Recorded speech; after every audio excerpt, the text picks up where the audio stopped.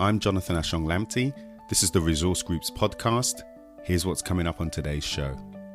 Employers are desperate to increase the number of diversity and inclusion practitioners within their organizations. There's not enough tried and tested examples of excellence. What we're not inundated with is solutions. The resources that are being invested in developing diversity and inclusion are going to need to be paid off.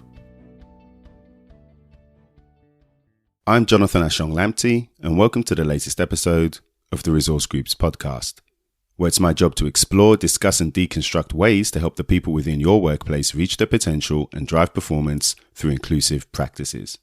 In simple terms, this means I'll be speaking with people from a variety of disciplines, trying to connect the dots in terms of their best practices, habits, and other important pieces of information that you can apply in your organization.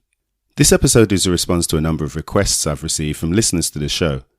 As you can imagine, I'm often having conversations about diversity and inclusion, and I found myself repeating a number of messages to several different audiences. And so I've been asked to share some of my thoughts and opinions about diversity and inclusion as an emerging field.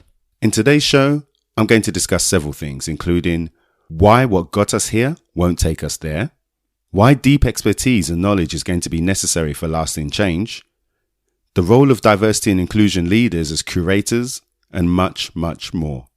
Make sure you check out the show notes to get details of all the reports and all the resources that we discuss in the show by going to resourcegroups.com/podcasts.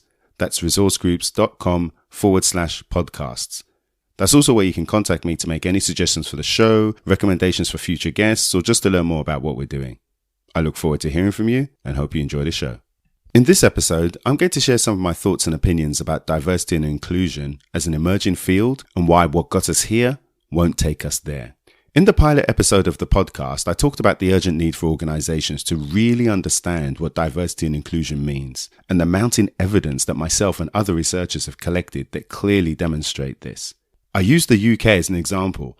I spoke about how the British government is driving for change. I talked about how government-backed reports were focused on different aspects of inequality, and they were also driving for change. I drew attention to a pattern: government reports, recommendations, and an expectation of change in the workplace.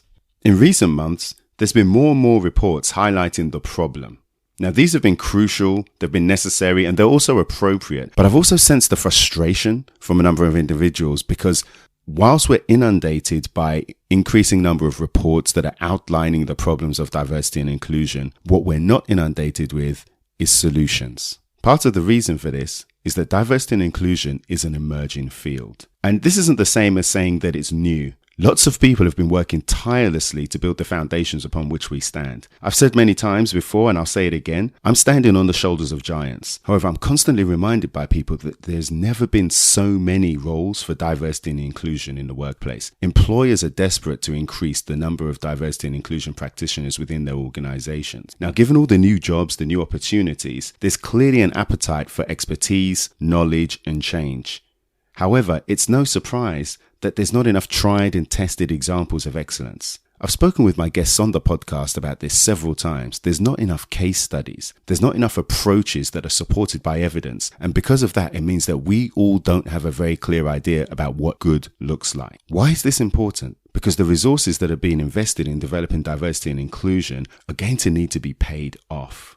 Organizations are going to want to see results for what they've put in. And I'm not just talking about badges or awards or press releases. Organizations are increasingly going to want to see diversity and inclusion make a meaningful contribution to their organization. And I'm not talking about a generic business case, the business case for diversity. I'm talking about things like recruitment, retention, development, promotion.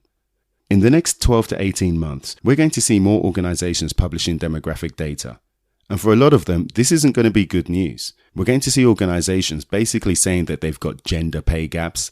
Perhaps they've got racial and ethnic pay gaps, maybe in terms of religion, in terms of different people's abilities. We're going to see a lot of this, and it's not going to be good news for everyone, which means there's going to be incredible amount of pressure to make these figures change.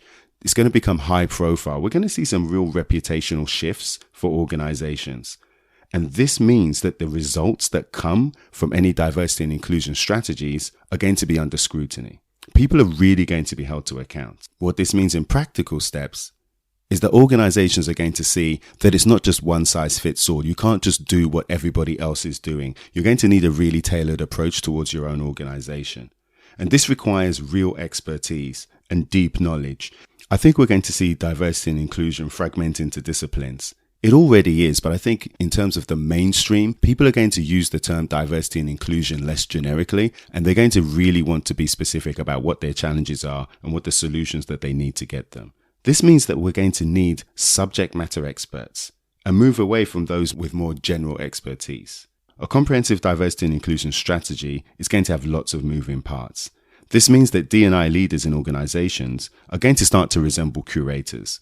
They're going to pick and choose what's appropriate for their organizations, and they're going to be doing that with people who are deep subject matter experts, real leaders in their fields. One of the ways these leaders are going to choose who they work with is by curating and consuming their content. It's no longer enough to claim to be an expert and have a testimonial for your services. Experts are going to need to show, not tell. This means that experts are going to have to produce valuable information, valuable content that is relevant to their audience. For example, I write articles, I speak on panels, I give talks at organizations, but I don't think this is enough anymore. I started this podcast because I wanted to contribute. I wanted to raise the standard of the conversation, especially for people who don't attend those events, who don't work in those organizations, who didn't read that article. Part of what I want to do here is to educate and inform. This podcast is a resource that you can use every week. If you work in any way, shape or form around an employee resource group, then this podcast is a resource for you. I produce slides with action points each and every week. I've got key takeaways that you can discuss in your employee resource group. I've been told by people, I've been approached by people who say they actually do this. And I think it's amazing. I think if we're going to see a lasting change within this field, more and more individuals are going to have to produce more and more valuable content that people can use on a daily basis to drive change in their organization. And this is what I mean when I say what got us here won't take us there. In the past, change has often been driven by high-level strategic interventions. Now, these are often one-off isolated events. They are important, they are necessary. What I think is going to happen is that organizations will move towards long-term relationships with partners who support their values and their strategies. Now, the reason I think this is important, because I think back to when I was an auditor. I literally every week went to a different organization. I saw best practice. I was able to observe what was good and what was bad, common mistakes that organizations were making. But an audit was a grudge purchase. No one wanted an audit. It was very much compliance driven. And so what happened was I always felt that we could offer more to our clients, but we weren't always encouraged to do that. And I think that was a challenge because when the audit threshold increased, all of these smaller clients didn't want the audits anymore, and they remembered that we didn't give them anything over and above what we were required to do. And that became a challenge. That became an issue because that relationship, that integrity as a partner wasn't there. And I think that's what needs to happen here in order for organizations of varying sizes to really push forward with their criteria, with their strategies. In short, I think that this is an exciting time, where excellence and innovation and commitment to change are going to be rewarded, and that's where we're going to see the real differences. I think in the next 12 to 18 months, we're going to hear a lot of horror stories, but we're also going to hear some massive success stories, and I'm looking forward to seeing them and sharing them with you. We know that the old way just isn't working anymore, so we all need to be willing and able to adapt. We have to be able to challenge ourselves and others in order to achieve our goals. The goals that I talk about on this podcast is for people to be able to reach their potential and drive performance through inclusive practices. To learn more about my work and the resources that were discussed in the show, check out the show notes by going to resourcegroups.com/podcasts. That's resourcegroups.com/podcasts. If you're finding us for the first time, hit subscribe to make sure you get all the latest updates and access to other episodes of the show. We're active on social media. Follow us on Twitter. Our Twitter handle is @resourcegroups. On LinkedIn, we are the Resource Groups Company, and on our page, we have a slideshow that summarizes everything that we talk about today. If you've learned something from today's show, please share it with one other person that you think may find it interesting. If you really like the show, please leave us a 5-star review. With your support, we can really take this show to the next level. Thanks for listening, and I will see you in the next episode.